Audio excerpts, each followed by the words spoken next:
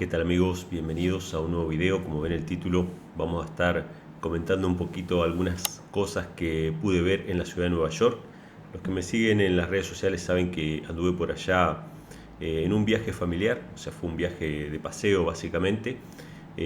Parte de mi familia nació allá en la ciudad de Nueva York. Para mí fue la primera vez de conocer esta ciudad, pero no quise dejar pasar la oportunidad de tomar fotos de algunas cosas interesantes que por lo menos para mí son interesantes y compartirlas con ustedes. Mi intención original era grabar allá algunos clips, algunas porciones para compartir en el canal, pero realmente se hizo imposible por el ruido, bueno, por el ajetreo, por el poco tiempo que teníamos. Allá en otoño baja el sol a las 4:30, 5 de la tarde, se está oscureciendo, entonces realmente no pude grabar cosas allá, pero sí quiero compartir con ustedes algunas fotos, algunos fragmentos de cosas que realmente me llamaron la atención y de las reflexiones que habían en mi cabeza durante este viaje y de las cosas que pude ver. Yo les voy a compartir algunas fotos, algunos pequeños clips, simplemente para compartir con ustedes lo que fue este viaje. Este es un video obviamente mucho más distendido, no es un estudio bíblico, no es una presentación sobre temas bíblicos en particular, sino que simplemente comentar algunas de las fotos que quiero compartir con ustedes. Bueno, obviamente nadie va a Nueva York y no saca sus fotos de la Estatua de la Libertad. En estas primeras fotos ustedes pueden ver, bueno, estaba bastante nublado ese día, pero gracias a Dios pudimos llegar a la isla. Ustedes saben que la Estatua de la Libertad está en una pequeña isla, ¿sí? Un poquito más alejada del puerto, o sea que tenés que tomarte un ferry, tenés que tomarte una embarcación para llegar a ese lugar, pero gracias a Dios pudimos llegar. No pudimos subir hasta arriba, porque si uno reserva uno puede subir hasta la parte de la cabeza de la estatua y mirar por esas ventanitas que están ahí, pero lamentablemente no pudimos hacer eso. Acá está otra foto con mi esposa que pudimos sacar. Bueno, varias fotos sacamos de la Estatua de la Libertad. Realmente para mí era, no digo que era un sueño, pero sí era realmente muy interesante poder estar ahí en ese lugar, poder conocerlo personalmente. Me quedan muchos pendientes por conocer. Dios mediante, si Él me abre el camino, los conoceré, pero uno de los lugares para conocer era sin duda la ciudad de Nueva York y la Estatua de la Libertad. Esta foto que pude tomar después que salió un poquito el sol me pareció una de las mejores fotos, ¿sí? Así que bueno, estuvimos en la Estatua de la Libertad. Hay un museo ahí en el mismo lugar donde está la Estatua de la Libertad y pudimos ver un poco acerca de la historia. Yo sé que hay muchas interpretaciones sobre el significado de la estatua, sin lugar a dudas no representa el concepto cristiano de libertad, sino más bien el concepto francés de la libertad, porque este fue un regalo de Francia a los Estados Unidos. Ustedes saben que el concepto francés o lo que emana de la Revolución Francesa está totalmente disociado del concepto de libertad que se planteó en los Estados Unidos, aunque hubo una colaboración entre Francia y Estados Unidos para expulsar a los ingleses de su territorio, pero Francia tenía otros principios, ¿sí? Poniendo al ser humano por encima, ¿sí? Por eso son leyes humanistas, las leyes de los derechos humanos, poniendo al ser humano por encima y declarando la inexistencia de Dios. En cambio, el concepto de libertad que emana de los principios protestantes de los Estados Unidos es un concepto de libertad en el cual se asume que el ser humano fue creado libre. Ahora vamos a comentar un poco de eso. O sea, teniendo esto en mente, sabemos que la Estatua de la Libertad es un regalo de Francia, de parte del ateísmo a los Estados Unidos. Pero en el mismo museo ustedes pueden ver que hay un reconocimiento de que el origen de esta Estatua de la Libertad o de esta simbología puede ser masónico, como lo pueden ver ahí en la pantalla. Aparece algo muy parecido a esta Estatua de la Libertad, levantando un espejo en vez de una antorcha, pero obviamente entre las columnas de Joaquín y Boaz, que son símbolos claramente masónicos. O sea, dan a entender que puede tener una influencia masónica en el mismo museo, no estamos hablando de ningún secreto, ¿sí? También se menciona al Coloso de Rodas, dice que podría ser esta Estatua de la Libertad algo muy similar a lo que era el Coloso de Rodas. Ustedes pueden ver ahí en esta ilustración que aparece con los rayos saliendo de la cabeza y con una antorcha en la mano, aunque nunca nadie vio, o por lo menos nunca nadie pudo describir con exactitud cómo fue esta estatua que en algún momento existió, ¿no?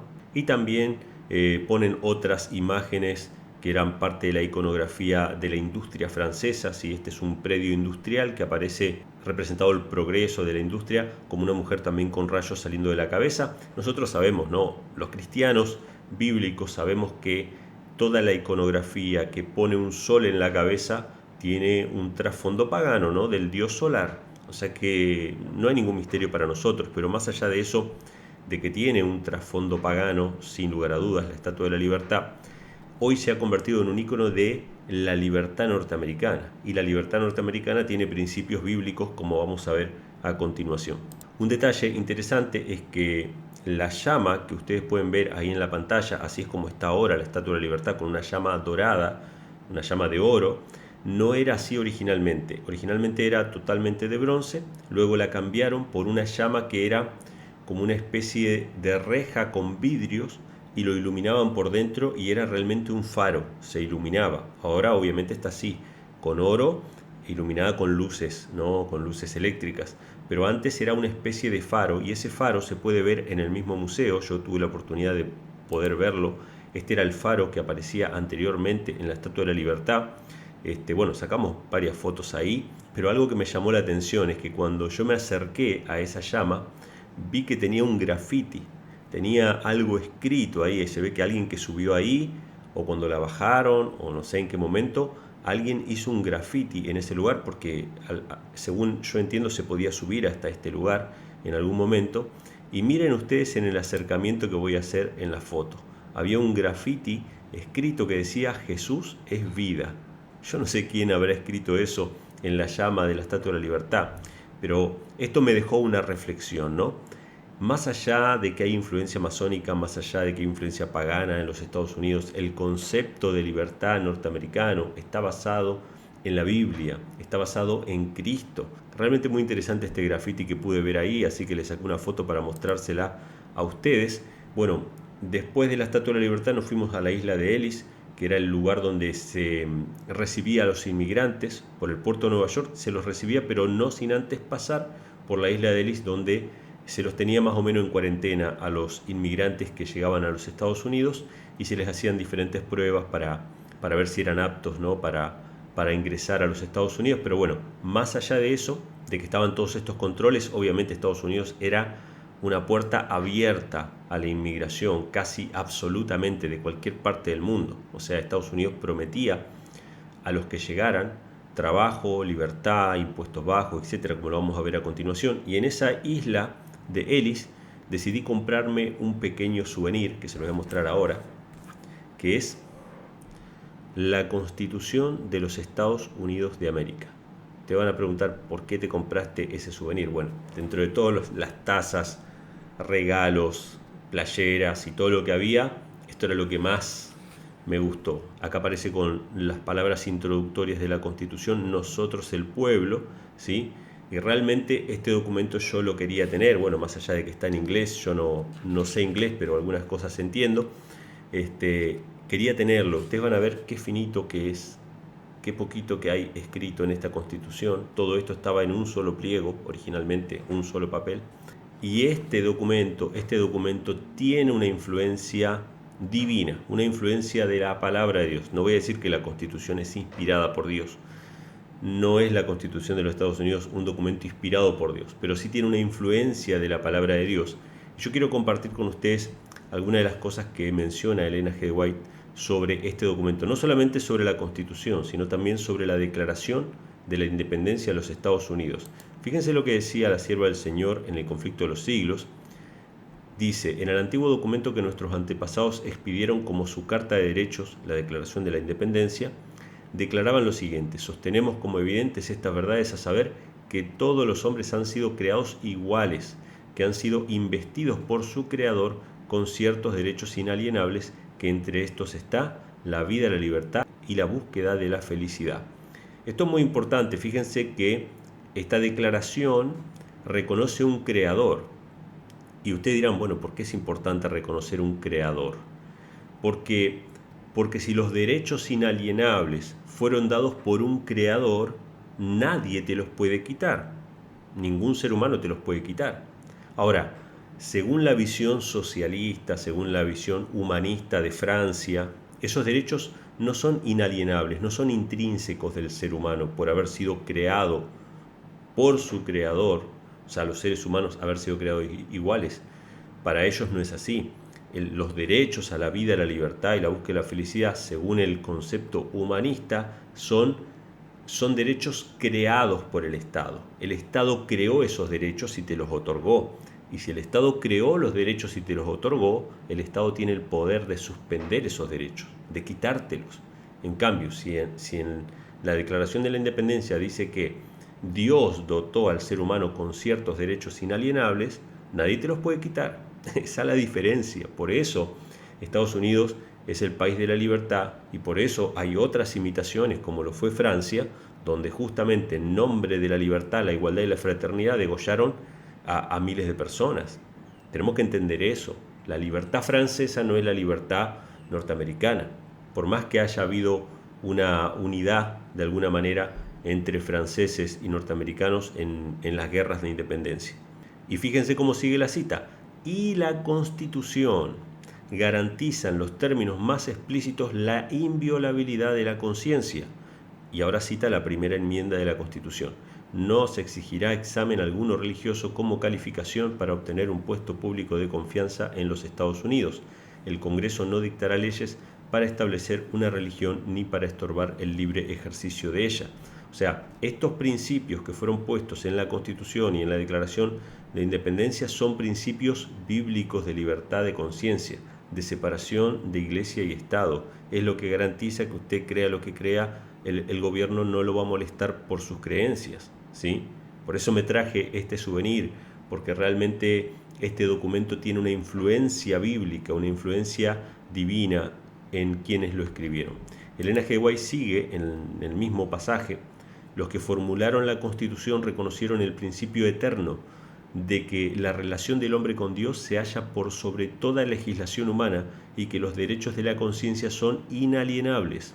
No se necesitaba argumentar para establecer esta verdad, pues la sentimos en nuestro mismo corazón. Fue este sentimiento el que, desafiando leyes humanas, sostuvo a tantos mártires en tormentos y llamas. Reconocían que su deber para con Dios era superior a los decretos de los hombres y que nadie podía ejercer autoridad sobre sus conciencias. Es un principio innato que nada puede desarraigar. Bueno, estos son citas, ¿no?, de cómo fue redactada la Constitución. Y Elena G. White se explaya un poquito sobre cómo los Estados Unidos llegó a implantar estos principios bíblicos en su sociedad, convirtiéndose en un modelo para el mundo, ¿no? Dice, la Biblia era considerada como la base de la fe, la fuente de la sabiduría y la carta magna de la libertad. Sus principios se enseñaban cuidadosamente en los hogares, en las escuelas y en las iglesias, y sus frutos se hicieron manifiestos en lo que se ganó, en inteligencia, en pureza y en templanza. Podíase vivir por años entre los puritanos sin ver un borracho, ni oír una blasfemia, ni encontrar un mendigo. ¿Sí? Muy interesante. O sea, cuando aplicaron los principios bíblicos de libertad, la sociedad empezó a progresar, empezó a ver frutos que el mundo podía ver. Quedaba demostrado que los principios de la Biblia son las más eficaces salvaguardias de la grandeza nacional. Las colonias débiles y aisladas vinieron a convertirse pronto en una confederación de estados poderosos y el mundo pudo fijarse admirado en la paz y prosperidad de una iglesia sin papa y de un estado sin rey. Me encanta esta declaración, una iglesia sin papa y un estado sin rey. ¿Sí? Esto es el republicanismo y el protestantismo, ¿sí? Son los dos cuernos de la bestia de Apocalipsis 13. El republicanismo significa no hay rey, ¿sí? Es un gobierno del pueblo para el pueblo, más allá de que los conceptos de donde viene la república no sean los que hoy consideramos, ¿no? En aquella época de la República Griega no todos los ciudadanos votaban, habían esclavos, bueno, era toda una cuestión muy distinta, ¿no? Pero el concepto de una nación del pueblo y para el pueblo, esa es la base del republicanismo, ¿sí? Y el protestantismo es el concepto de que no hay líderes espirituales universales, o sea, no hay un papa, o sea, sin rey y sin papa. Eso garantiza libertad de conciencia y libertad de expresión. O sea que la primera enmienda de este documento, la primera enmienda de la Constitución, garantiza libertad de culto y libertad de expresión. Y no voy a hablar de la segunda enmienda, pero esa segunda enmienda que garantiza el derecho del ciudadano a portar armas es lo que garantiza la protección de la primera. Por eso es que hay un plan de desarme, ¿sí? El Partido Demócrata en Estados Unidos es el que está queriendo desarmar a los norteamericanos. ¿Para qué? Para poder violar la primera enmienda, o sea, eliminar la libertad de expresión y la libertad de culto. Eso lo voy a dejar ahí nada más. Bueno, saqué algunas fotos de unos cuadros que me gustaron. Eran cuadros que hablaban, que hacían propaganda, ¿no? Para los inmigrantes, para que vengan a los Estados Unidos, un lugar industrializado, ¿sí? Los inmigrantes venían de Europa, de la guerra, del hambre, bueno, de todo tipo de penurias, y en estos carteles se hacía una propaganda para que viniesen a los Estados Unidos. Ahí se puede ver los inmigrantes señalando la Estatua de la Libertad como el lugar de llegada, ¿no? Que era el puerto de Nueva York, donde llegaban los inmigrantes europeos. Acá se puede ver al tío Sam dando la bienvenida a los inmigrantes a los Estados Unidos. O sea, todos estos carteles, aunque hoy nos pueden parecer ridículos, hubo una época en que realmente esto fue así. O sea, Estados Unidos recibía inmigrantes de todas partes del mundo.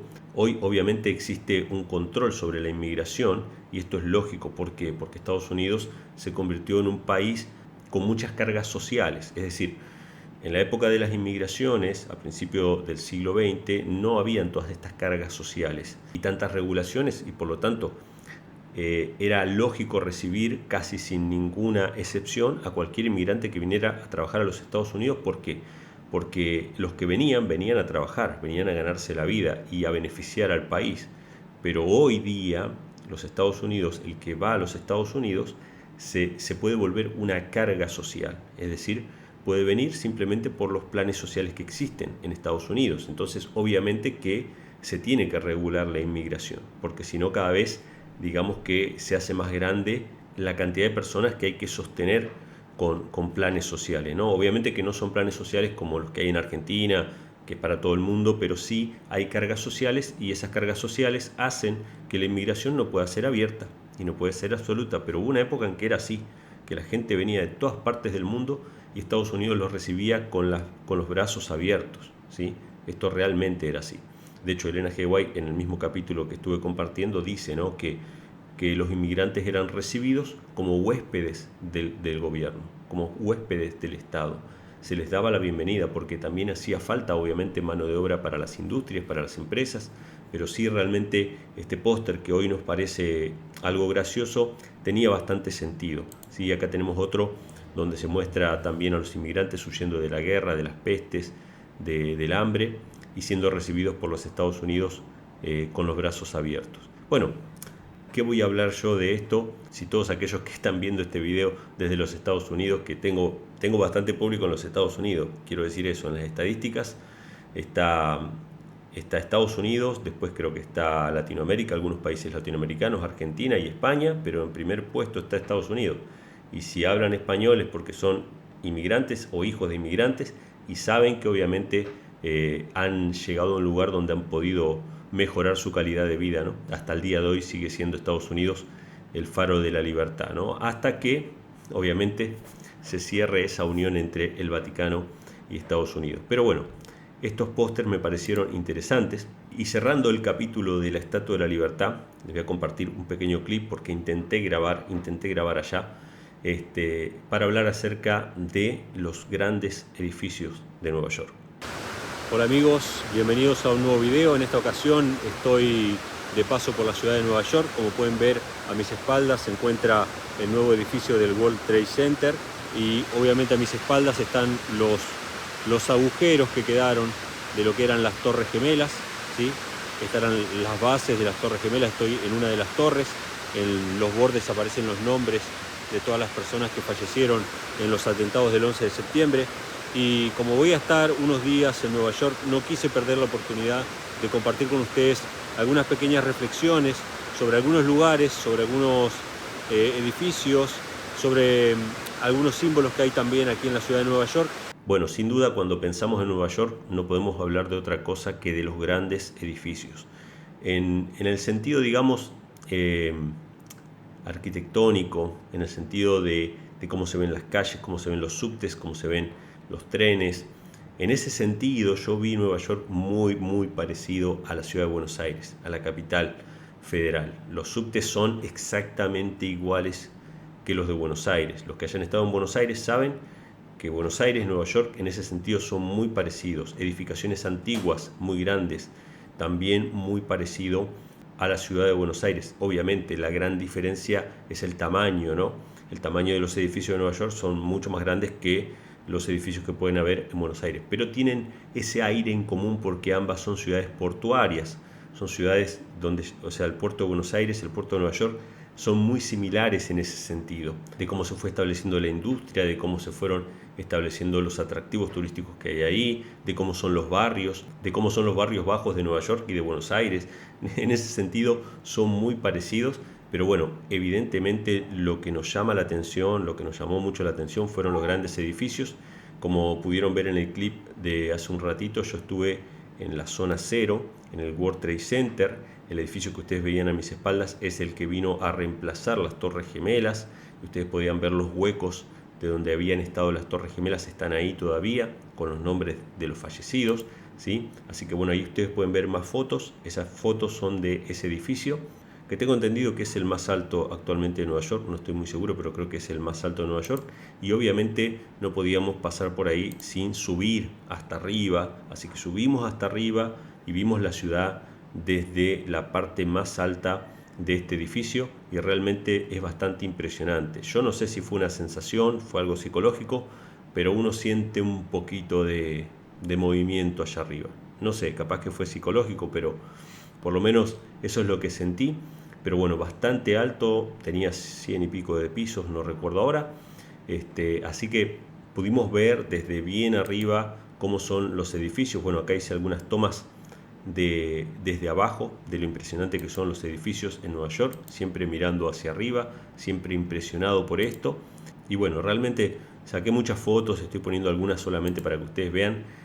Obviamente de noche el espectáculo es mucho más impresionante, y lo que ven ahí es uno de, no voy a decir mi sueño, pero realmente no podía pasar por Nueva York sin conocer el Empire State, que es un edificio muy famoso, que apareció en películas, en las películas de King Kong y muchas otras películas. Es un edificio muy famoso en su época, hace unas cuantas décadas atrás, era el edificio más alto del mundo y más alto de Nueva York. Después fue, creo que, superado por, no sé si por las Torres Gemelas o por otros edificios en otras partes del mundo.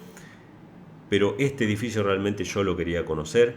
Esta es una foto que hay dentro del edificio, que es una foto impresionante. Acá grabé una pequeña animación que muestra de cómo se construyó ese edificio en poco tiempo, creo que un poquito más de un año se construyó el Empire State en aquella época, y llegó a ser obviamente el edificio más grande de Nueva York. Y acá pudimos sacar las fotos desde arriba, pudimos subirnos a la parte más alta del Empire State, y este edificio obviamente es mucho más impresionante porque la parte de arriba está sin nada, o sea, no hay vidrios, sino que uno sale al aire libre. Como ustedes pueden ver, hay una reja que separa el vacío del edificio, y bueno, es bastante impresionante, pero pudimos ver toda la ciudad de noche. Ustedes van a ver las fotos bastante rojas porque había calefacción, al aire libre había una calefacción, no sé si eléctrica o a gas, para mantener un poquito el calor porque hace frío allá arriba. Y bueno, acá algunas fotos que pude tomar desde la cima del Empire State. Esta foto me gustó mucho cómo quedó. Estas son fotos arriesgando mi teléfono, porque tuve que sacar la mano fuera de la reja para que no salga la reja, ¿sí? Pero bueno, pudieron salir las fotos. Acá algunas panorámicas que traté de hacer sacando las manos afuera para que se viera plenamente la ciudad de Nueva York. Y realmente es muy impresionante estar ahí arriba y ver todos los edificios iluminados. Esta es la torre final que está en el Empire State. Hasta allá arriba no sé si alguien puede subir, pero bueno, sacamos la foto. Como ven, es un lugar abierto y realmente es bastante impresionante. También se siente esa especie de movimiento, no sé si era una sensación o realmente esto era así, una pequeña vibración, porque obviamente los edificios al ser tan altos tienen su pequeña oscilación. No sé si este era el caso, pero realmente se sentía algo ahí, ¿no? Acá hay una foto con los binoculares para observar. Pudimos observar un poquito, pero no tanto. Y bueno, acá se puede ver el Empire State desde abajo. De noche está siempre iluminado con diferentes colores. Realmente es muy impresionante ver todo esto. Acá nos sacamos algunas fotos.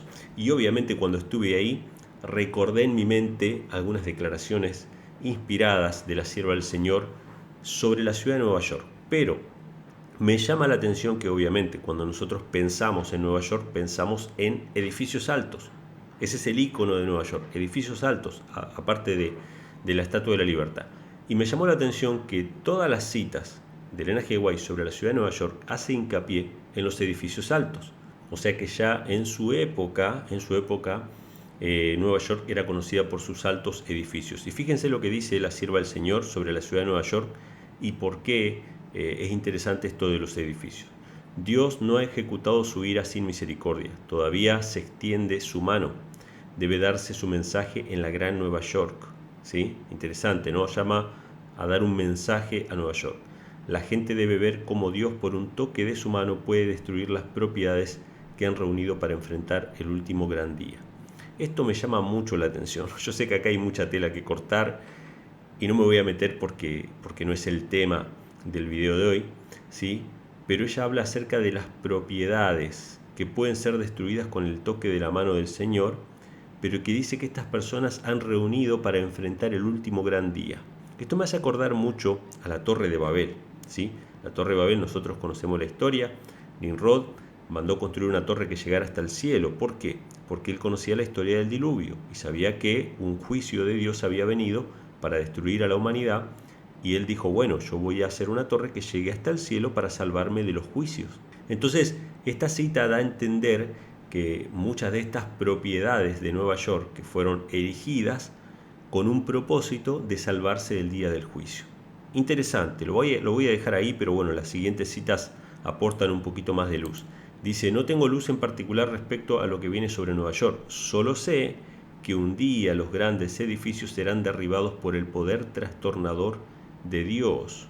Nuevamente, Nueva York, grandes edificios y el poder trastornador de Dios. Dice, la muerte llegará a todas partes. Esta es la razón por la cual me siento ansiosa de que nuestras ciudades sean amonestadas. Y bueno, voy a decir, anticipándome un poquito algunas cosas que voy a mostrar más adelante, que la ciudad de Nueva York está siendo amonestada. Uno puede ver el nombre de Jesús por todas partes. Se está hablando acerca del mensaje de salvación. Es más, nosotros nos cruzamos con personas que invitaban a la gente a conferencias sobre las profecías, ahí mismo en la calle, ¿sí? Realmente esto es algo que llama la atención. La ciudad de Nueva York está siendo amonestada sobre los juicios que vienen. Pero bueno, dos citas que hablan acerca de las propiedades de los edificios que fueron hechos por sus constructores para desafiar a Dios, ¿sí? Entonces yo cuando estaba allá arriba del Empire State digo, bueno, esto sería la Torre de Babel moderna, sería la Torre de Babel moderna, ¿sí? Así que bueno, tuvimos la oportunidad de conocer ese lugar. Otra cita dice, estando en Nueva York, en cierta ocasión se me hizo contemplar una noche los edificios que piso tras piso se elevaban hacia el cielo. Esos inmuebles, que eran la gloria de sus propietarios y constructores, eran garantizados incombustibles. Nuevamente, los edificios, ella estaba en la ciudad de Nueva York y tuvo una visión acerca de los edificios que eran la gloria de sus propietarios. Dice, la siguiente escena que pasó delante de mí fue una alarma de incendio. Los hombres miraban a esos altos edificios reputados incombustibles y decían, están perfectamente seguros, pero estos edificios fueron consumidos como la pez. Las bombas contra incendio no pudieron impedir su destrucción y los bomberos no podían hacer funcionar sus máquinas. Bueno, cita muy conocida también. Esta cita se hizo muy conocida después del 11 de septiembre del año 2001, ¿sí? Mucha gente atribuyó esta cita un cumplimiento en los atentados del 11 de septiembre. Yo no sé si esto es tan así, pero sí evidentemente Elena G. White llama la atención acerca de los grandes edificios de Nueva York, de que fueron hechos para honrarse a sí mismos, los hombres, para escapar de los juicios de Dios, para desafiar a Dios, y no me queda duda de que obviamente tanto el Empire State como el World Trade Center, todos estos grandes edificios que obviamente hoy son el atractivo del mundo, ¿no? Que todo el mundo los quiere conocer, son algo muy similar a lo que era la Torre de Babel y aquellas grandes construcciones incluso antediluvianas que eran hechas para honrarse a sí mismo, para los hombres recibir la gloria que le corresponde al Creador. Otro lugar que no podía dejar de visitar, porque lo había visto en publicaciones, era el Rockefeller Center, donde aparece una estatua, la que ustedes pueden ver en pantalla, que es la estatua de Prometeo. Así que me tenía que tomar una foto ahí, tenía que sacar unas cuantas fotos de ese lugar, para contarles un poquito acerca de Prometeo. ¿Por qué en el Rockefeller Center hay una estatua de Prometeo? ¿Quién era Prometeo? Bueno, según la mitología griega, ¿sí?, Prometeo es el titán amigo de los mortales. Esto es muy interesante, realmente muy llamativo. Es el titán amigo de los mortales, conocido principalmente por desafiar a los dioses, robándoles el fuego a ellos en el tallo de una cañaeja, darlo a los hombres para su uso y posteriormente ser castigado por Zeus por este motivo. Prometeo era padre de Deucalión y abuelo de Heleno. Fíjense qué interesante. ¿Quién era Prometeo? Prometeo era un titán o una especie de semidios que le robó el fuego a los dioses para dárselo a los hombres, o sea que les transmitió conocimiento a los seres humanos, desafiando el gobierno de los dioses, y Zeus lo castigó. Bueno, después sigue mencionando, ¿no? En la mitografía a Prometeo se le ha relacionado con Loki de la mitología nórdica, quien análogamente es un gigante más que un dios, está asociado con el fuego y es castigado a ser encadenado. Fíjense esto, interesante, es castigado a ser encadenado a una roca y atormentado por un águila. Fíjense qué interesante todas estas cosas que se mencionan sobre Prometeo. Es un titán o un semidios que le roba el fuego, el conocimiento, la luz, ¿sí? Lucifer, acuérdense de eso, se lo roba a los dioses, se rebela contra los dioses, beneficia a la humanidad, es amigo de la humanidad, y Dios lo castiga, o Zeus lo castiga, atándolo con cadenas a una roca. Recuerden Apocalipsis 20, ¿sí? Había un ángel con una gran cadena en su mano para atar a Lucifer, atar al gran dragón, ¿sí? Y después dice que venía un águila a comer su carne. Y Apocalipsis capítulo 19 dice que al final las águilas van a venir a comer la carne de los impíos. Esto es realmente muy interesante. No voy a decir que es exactamente la misma historia, pero evidentemente es el punto de vista de Lucifer de la historia. Es el punto de vista de Lucifer. Prometeo es un benefactor de la humanidad. Se rebela contra Zeus, pero es amigo de la humanidad. Así que me parece algo realmente muy llamativo ver esta estatua en el Rockefeller Center. No me parece extraño, ¿sí?, porque sabemos que las élites que gobiernan el mundo, de los cuales Rockefeller es parte, tienen más afinidad por Prometeo que por Cristo.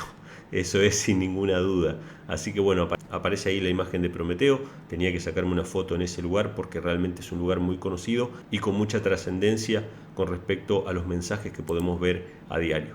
Bueno, estuve sacando muchas fotos. Esta foto la saqué simplemente porque me gustó la imagen, pero se las muestro porque está lleno de pegatinas por todos lados. Nueva York está lleno de pegatinas por todos lados, en los carteles, en los semáforos, por donde uno va, están las pegatinas. Y una de las pegatinas que encontré, que realmente me llamó la atención, fue esta que ustedes ven en pantalla ahora.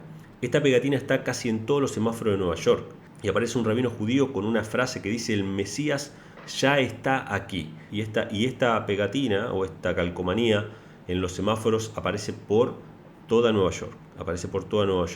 Yo investigué un poquito y hay un artículo periodístico que salió inclusive publicado acerca de estas pegatinas y dice, no, esos Mesías está aquí, carteles que aparecen en Nueva York, aquí está, ¿quién está detrás de ellos? Bueno, el artículo ahí desarrolla la historia, ¿no?, que es una escuela rabínica, o los estudiantes de esa escuela rabínica están pegando esos afiches por todos lados, ¿sí? Ahí aparece una foto que fue tomada infraganti vandalizando el lugar. Bueno, en realidad eso es algo bastante común. Bueno, esas pegatinas dicen que el Mesías ya está acá.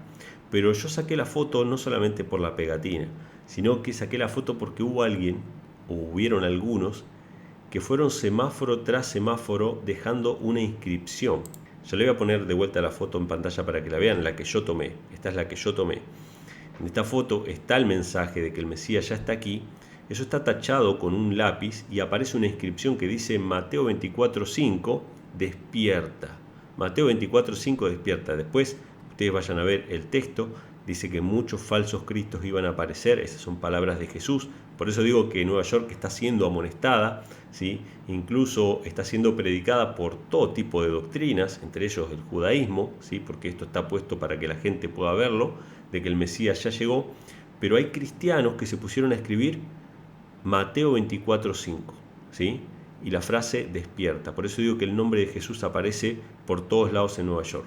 Quizá de una manera más sutil, obviamente opacada por los grandes carteles, por las luces, por los edificios, pero el nombre de Jesús está siendo predicado en la ciudad de Nueva York. Así que bueno, esta era otra foto que quería compartir con ustedes, que realmente me llamó la atención. Y dentro de todas esas pegatinas que aparecen por ahí, aparecía esta que ustedes pueden ver en pantalla, que dice: Jesús está volviendo, arrepiéntete y sé salvo.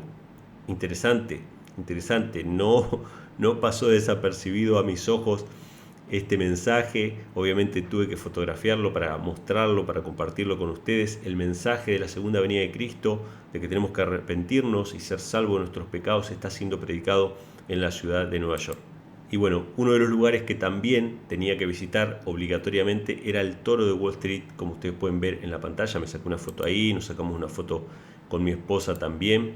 Y bueno, no voy a hablar mucho acerca de este símbolo, pero es bastante claro y es bastante gráfico. Este es un toro de bronce que está hace un par de décadas, unas cuantas décadas ahí, y representa el poderío de los Estados Unidos, el poderío económico, ¿sí? Pero los que estudiamos la Biblia, los que conocemos las profecías bíblicas, sabemos que nada es porque sí, nada es casualidad. En Apocalipsis capítulo 13 aparece una bestia de 2 cuernos.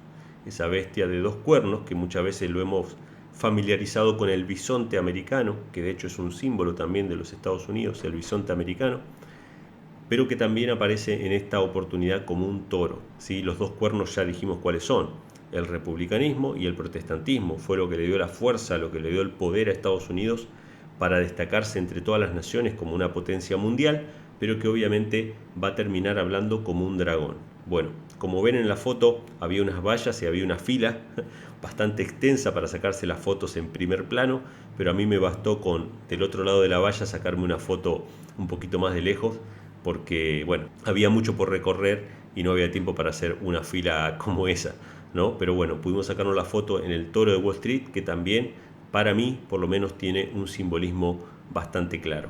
Otra de las visitas casi obligada fue la Catedral de San Patrick o de San Patricio, ¿sí? Ustedes lo pueden ver ahí a lo lejos. Esto está pegado al Rockefeller Center. Fuimos a la catedral, realmente muy interesante. En la puerta, algo que destacó delante de mis ojos fue las 2 banderas, la bandera del Vaticano y la bandera de los Estados Unidos. Obviamente, proféticamente, esto tiene mucho significado para mí. Es obvio de que estén las 2 banderas, Estados Unidos y el Vaticano. Y esto es algo interesante, tanto en el judaísmo como en el catolicismo, judíos como católicos tienen doble nacionalidad, ¿sí? Tienen doble nacionalidad literal. Tanto el judaísmo como el catolicismo son ciudadanos del país donde viven, en este caso Estados Unidos, pero también son ciudadanos de Roma. O sea que hay una lealtad a Roma, aparte de haber una lealtad a los Estados Unidos, ¿sí? En el judaísmo pasa lo mismo. Hay una lealtad a Israel antes de haber una lealtad al país donde viven.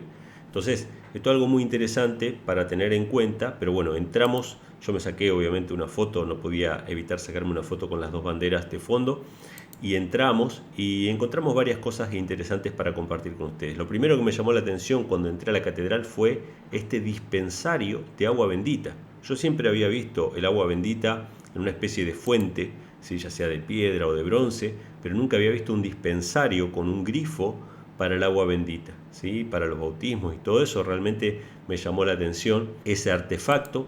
Acá estoy señalando una estatua de Ligorio, que fue un sacerdote italiano que dejó literatura con la cual se enseña a los sacerdotes, ¿sí? Para los que no conocen, Ligorio es autor de los manuales que se utilizan en el confesionario.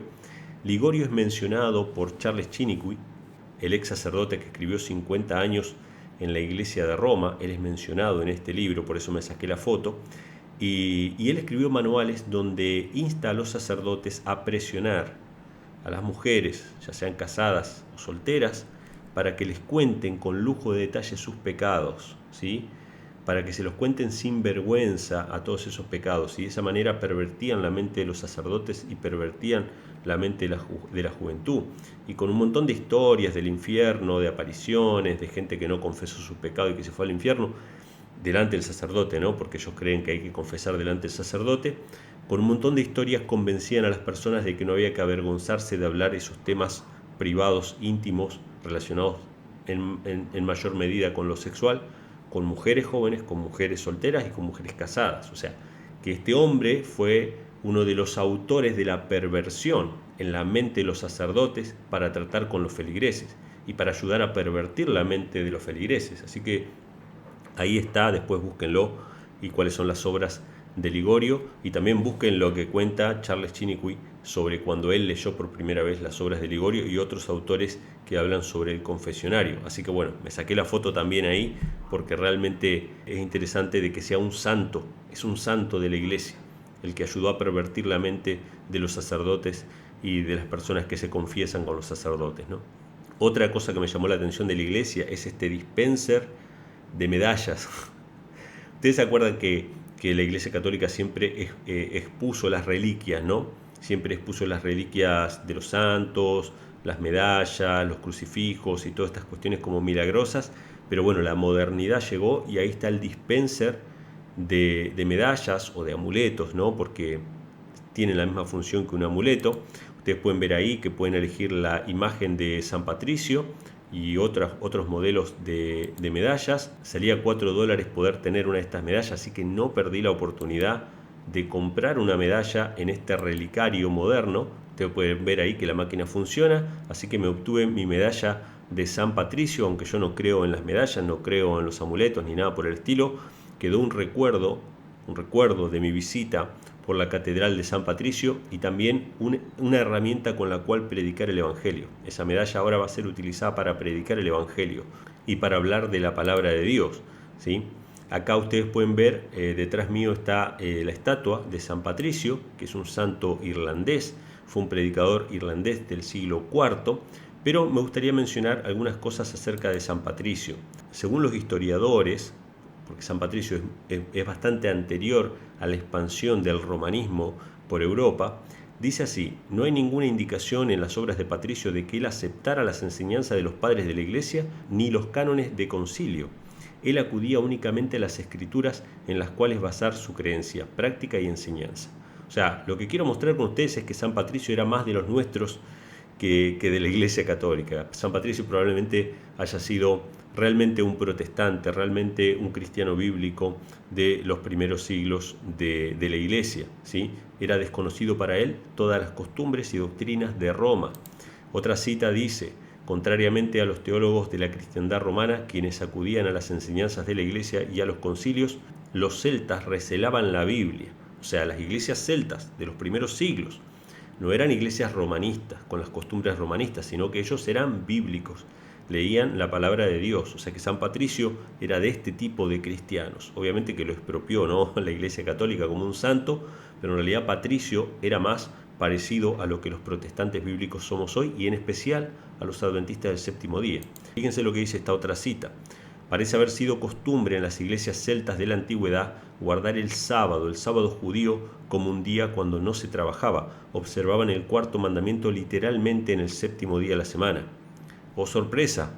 San Patricio, vamos a sacarle el San, vamos a dejar Patricio, realmente era un cristiano bíblico, era un cristiano que guardaba el sábado.